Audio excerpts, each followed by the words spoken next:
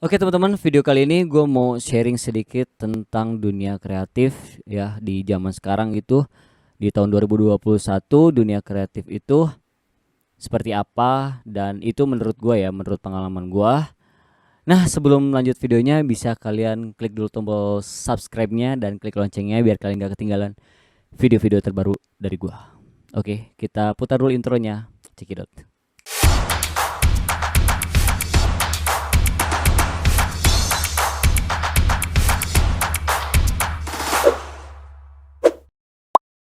Ya teman-teman, di zaman sekarang nih di tahun 2021 ya, dunia kreatif atau jasa-jasa tentang pembuatan animasi, pembuatan iklan gitu ya di media sosial banyak banget gitu ya orang-orang yang mencoba terjun ke dunia kreatif. Nah, sedikit cerita gue dulu nih dari zamannya gue pertama lulus kuliah.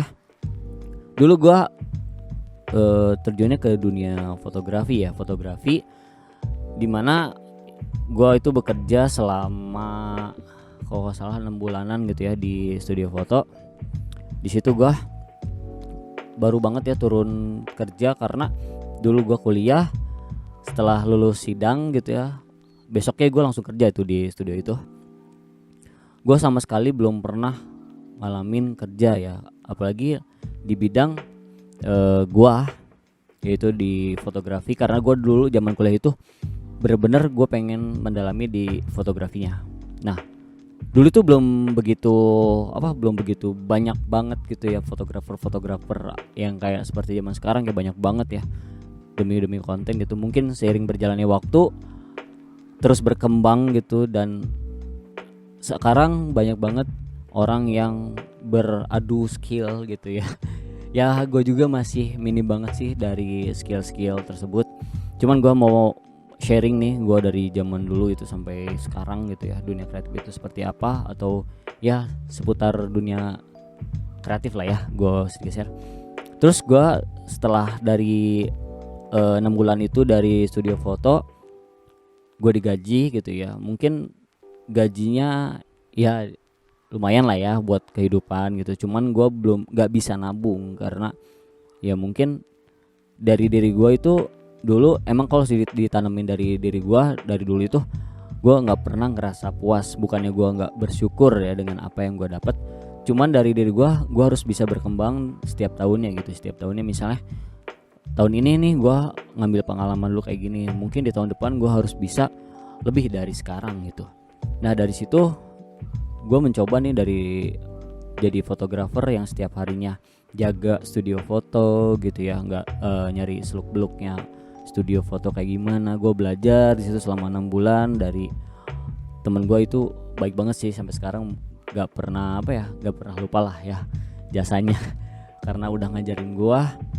Terus dari situ gue udah bukan dapat ilmunya, dapat ilmunya sih, dapat ilmu banyak banget gitu ya, sharing sama dia.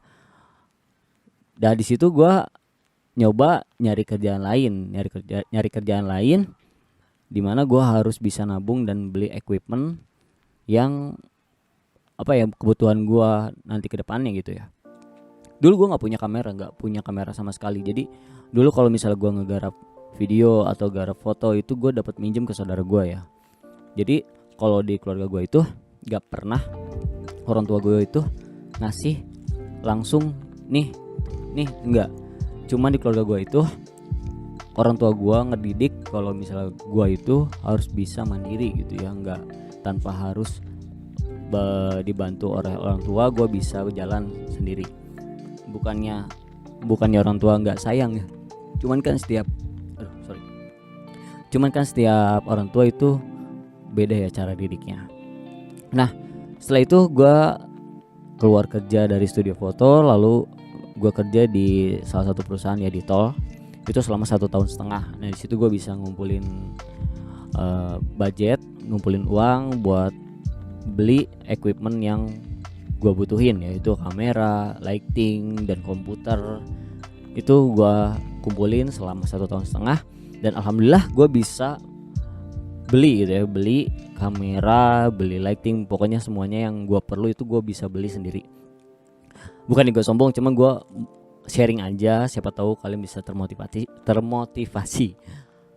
Nah terus setelah 1,5 tahun itu gue ngerasa ya itu kan, ini kan hobi gue ya tentang fotografi, cuman kerjaan gue itu dulu belum tetap gitu, masih kontrak itu, terus kontrak jadi nggak ada pengangkatan. Nah keputusan gue itu ya udahlah gitu ya, gue bakalan resign dan gue bakalan mendalami di dunia fotografi. Jadi bokap gue itu nanya-nanya terus ke gue, bener nggak bakalan resign gitu ya. Tapi gue mantepin diri kalau gue bakalan resign karena ingin fokus di studio foto gitu ya. Studio foto gue buka studio foto di rumah, dan nggak tahu kenapa baru selang seminggu gue resign dari kantor yang dulu, gue dapat panggilan tuh di perusahaan lain ya. Perusahaan lain di situ gue juga bingung sih di situ, gue kapan ngelamarnya gitu, terus kapan masukin lamarannya gue nggak tahu itu kapan. Tiba-tiba gue ada panggilan sebagai staff admin ya. Ya udahlah, gue di situ tes, dan ternyata setelah gue dites, ditanya sama HRD-nya, ternyata perusahaan itu sedang membutuhkan orang kreatif ya, broadcasting kayak gitu. Ya udahlah, di situ kesempatan gue karena gue punya skill yang mungkin gue bisa kembangkan di situ. Ya udahlah, gue masuk. Gak lama tuh gue langsung diterima di situ ya, nggak pikir panjang sih gue juga, karena nggak munafik juga, gue butuh juga ya. Ya udahlah, di situ gue masuk. Ternyata gue di situ ditempatkan untuk menjadi videographer dan fotografer di situ. Di situ gue belum punya tim karena divisi baru dibuat. Jadi gue di situ tim sendiri gitu ya, belum ada partner. Ada partner, cuman nggak lama dia resign juga. Nah setelah gue masuk ke perusahaan itu ya, bukan perusahaan kreatif ya sebenarnya ini tuh. Jadi gue itu di situ tugasnya mendokumentasi kegiatan-kegiatan perusahaan tersebut, terus bikin iklan, terus juga bikin ya segalanya lah tentang iklan-iklan tentang broadcasting kayak gitu. Dan gue punya kendala sedikit sih sebenarnya, sharing, mungkin ada yang pernah ngalamin juga dengan kliennya gitu ya.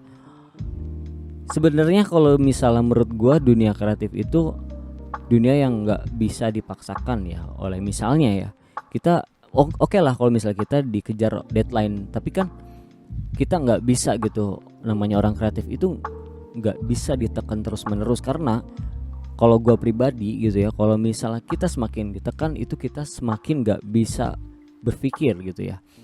Kalau orang-orang kreatif itu menurut gue dia paling suka itu bukan hidup ya, berpikir tenang gitu ya, moodnya gitu diatur supaya gimana sih kita bisa membuatkan hasil yang kreatif ya, sekreatif mungkin. Nah memang kreatif itu orang lihat tuh cuman apa sih kerjaan lu gitu, kerjaan lu cuman sekedar diem gitu, mainin kamera gitu, ya gitulah, nyata-nyata ketawa-ketawa gitu, nggak kayak orang lain sibuk dengan datanya, dengan komputernya. Nah pandangan orang-orang gitu ke orang-orang kreatif itu pasti seperti itu. Tapi dibalik kita santai, dibalik kita nyantai gitu, ngobrol-ngobrol, ngopi-ngopi, kita itu berpikir di mana kita bisa membuatkan karya yang mungkin belum pernah dibuat gitu ya.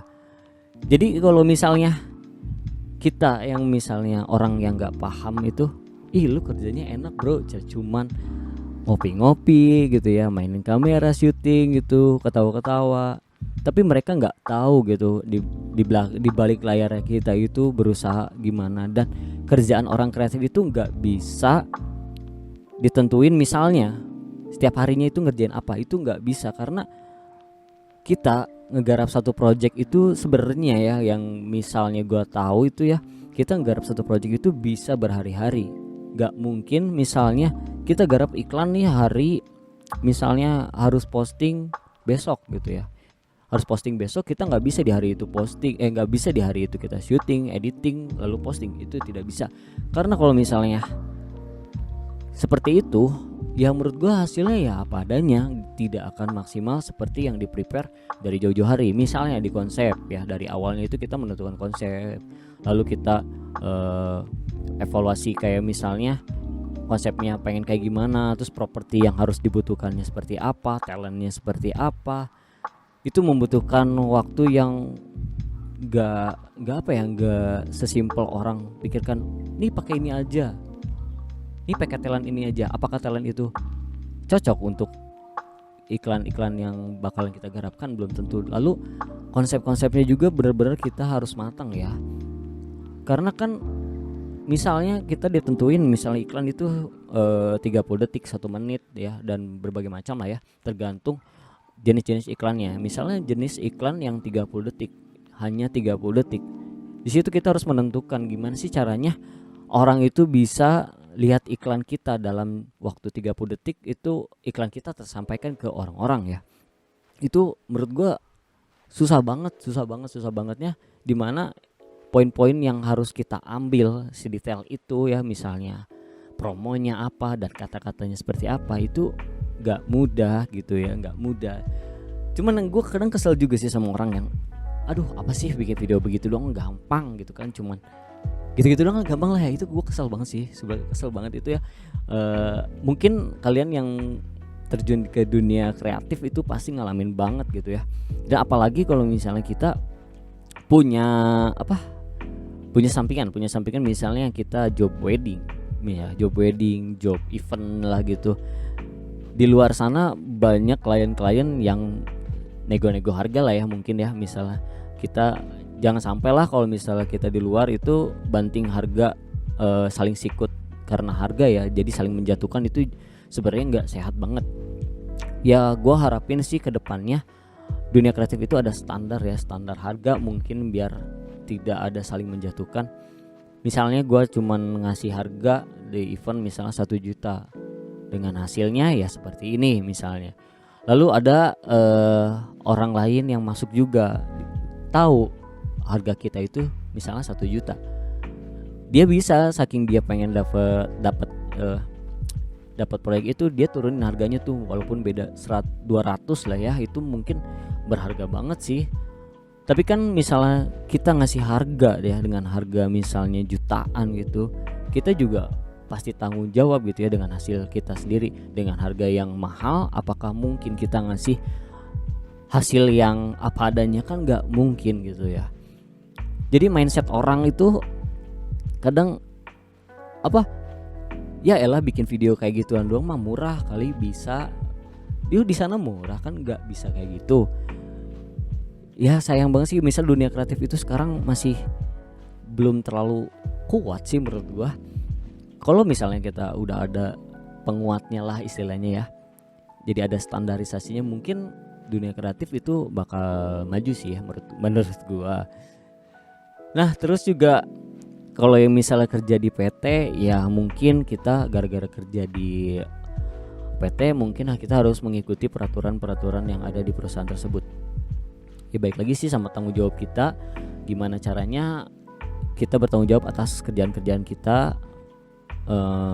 Kita misalnya udah punya planning, bikin planning, misalnya di bulan depan itu kita punya garapan apa sih. Nah itu kita di bulan sekarang harus mulai memanage bakalan syutingnya kapan, konsepnya seperti apa, talentnya apa, supaya nanti hasil iklannya itu maksimal banget gitu.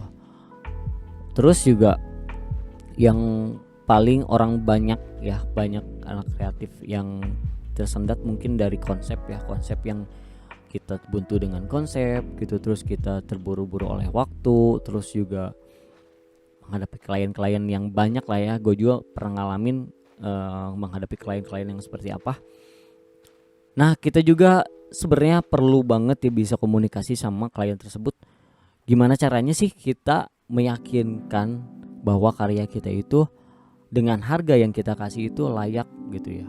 Jadi jangan seenaknya, kita punya tanggung jawab ya. Misalnya kita ngasih harga segini, ketika kita garap gitu kita main-main lah, terus kita gak serius gitu. Oke lah misalnya kita bercanda-bercanda sedikit sih gak masalah ya, karena dalam pekerjaan juga nggak mungkin kita serius terus ya, karena itu bikin kita jenuh dan bikin kita stuck gitu ya, nggak bisa berpikir lagi bikin apa lagi.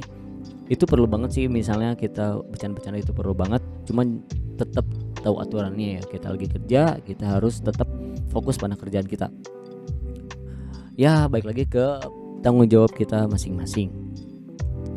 Nah sekarang juga gue udah, alhamdulillahnya gue sekarang udah ada tim ya, bertiga, tim gue bertiga. Dan gue lebih ke garapan iklan gitu, temen yang lainnya juga event, sama gue juga masih event.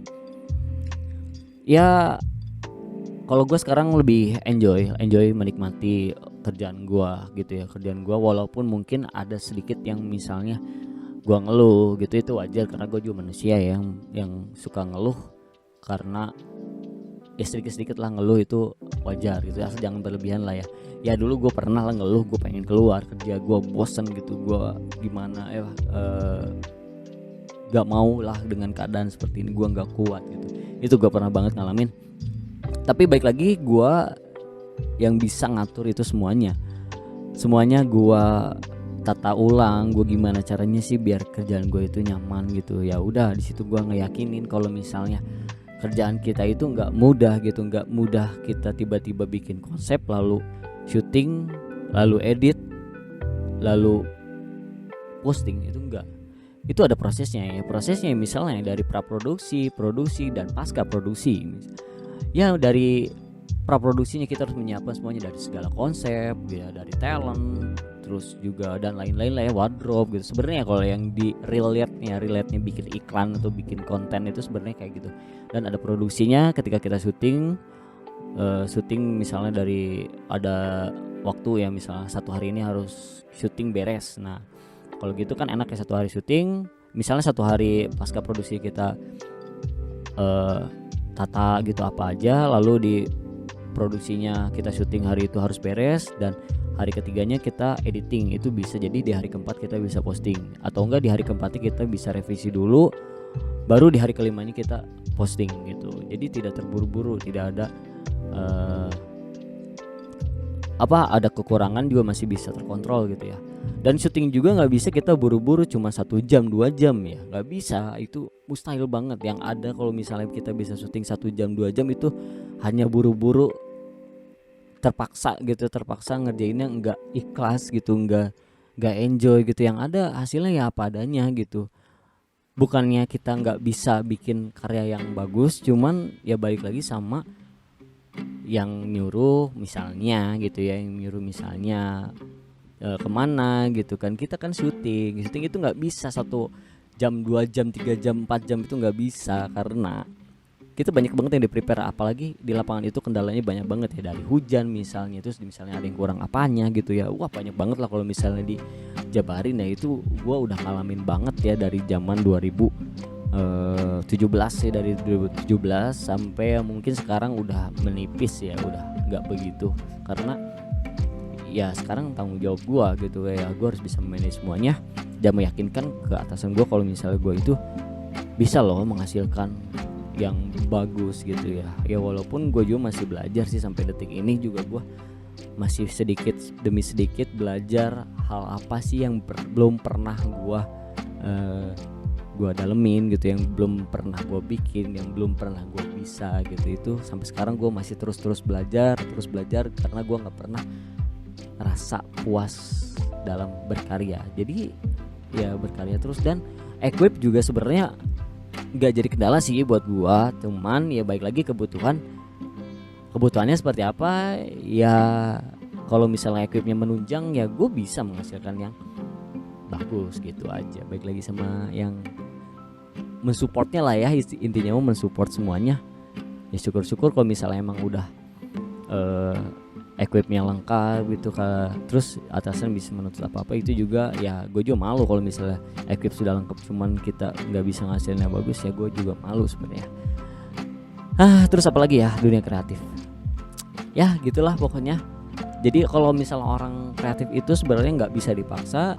Kalau misalnya moodnya udah rusak, itu sebenarnya kalau dipaksakan pun hasilnya ya cuman apa adanya gitu ya. jangan lihat jangan pandang anak kreatif itu dari satu sisi, misalnya seperti ih nyantai banget, gak ada kerjaan ya, lu enak banget bro, cuman ketawa-ketawa jalan-jalan sini. Tapi kalian nggak tahu di belakang kita itu berpikir gimana caranya kita membuat konten nih yang rapi dan diterima oleh semua orang. Semuanya itu ada rule-nya ya, dari iklan-iklan juga ada rule-nya gitu ya, dari semuanya pokoknya ada aturan-aturannya juga. Jadi nggak bisa kalian pandang anak kreatif itu nyantai kerjanya gitu ya, gajinya besar, enggak juga sih menurut gue ya. Tergantung kalau misalnya ngomongin gaji ya standar banget gitu. Tapi gimana caranya kita nyari peluang nih di luar, gimana kita bisa nyari tambahan, iya kan gitu. Pintar-pintar kita. Oke, mungkin cukup kali ya sharing kali ini ya, semoga kalian terinspirasi dan mohon maaf banget kalau misalnya banyak salah dan mungkin kalian bisa koreksi. Dan yang setuju apa yang gua obrolin tadi, kalian bisa komen aja di bawah. Dan mungkin kalian pengen punya cerita yang sama kayak gue, kalian bisa langsung komen aja di bawah, kita sharing-sharing aja gimana ya. Cukup sekian mungkin dari gue, dan thanks yang udah nonton nih ya video gue, semoga bermanfaat banget. Terus ya mungkin nanti kedepannya gue bakalan bikin video yang lainnya seperti dunia kreatif, atau enggak bikin podcast. Mungkin nanti gue bakalan coba bikin podcast sama orang-orang yang kreatif. Nah oke, thanks sekali lagi, thanks banget yang udah nonton, dan yang belum subscribe bisa klik dulu tombol subscribe-nya dan klik loncengnya biar kalian gak ketinggalan video-video terbaru dari gua. See you next video, bye bye.